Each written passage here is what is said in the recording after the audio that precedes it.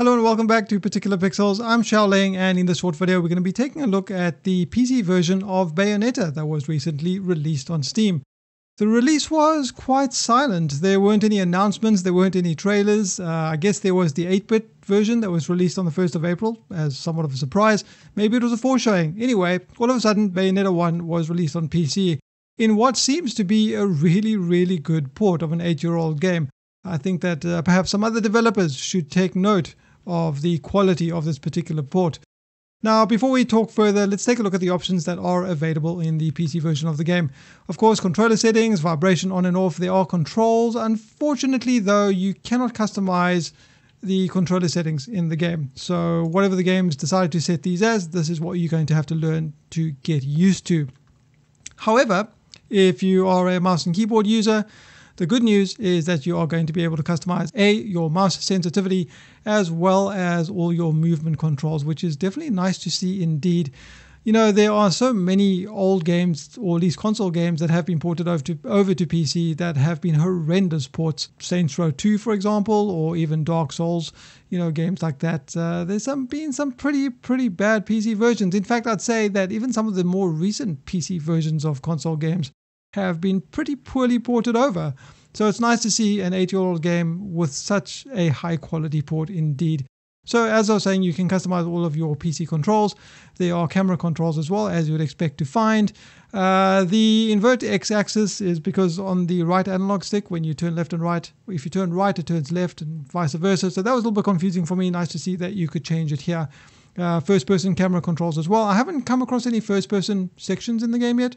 I'm about 5 hours in, so I have no idea what is in store for me. Of course, there are sound settings as well, sound effects, music, headphone mode, which is nice to see. A number of different display settings, so you can turn subtitles on and off. You can change the voice language as well. You can set that to Japanese if you want a more authentic experience and then not be able to understand anything they're saying. And of course, there's tutorial, and you can disable the UI. Now, I'll say with the tutorial, they haven't added any additional stuff to teach you how to play the game. I guess they just took the game as it was back then, which leads to some confusion, especially for someone like me who's never played any of the games in the series. They don't really explain the item crafting and things like that very well.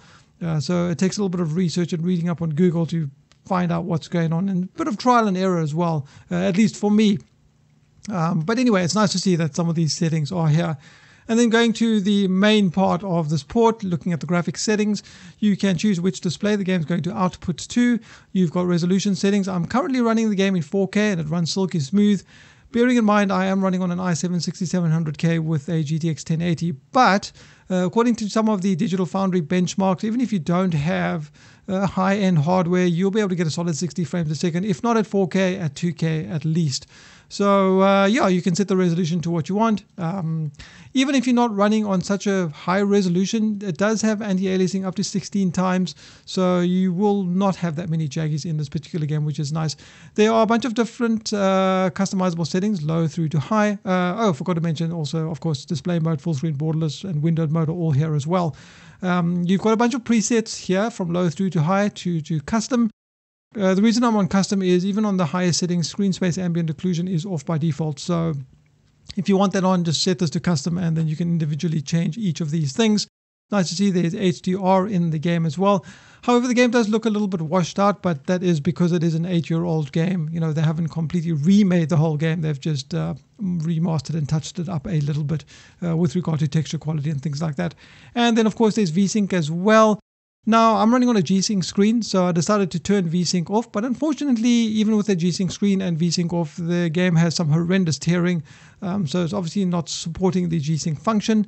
So I'm forced to have VSync on. This is not a game breaker, but this is something that you should be aware of.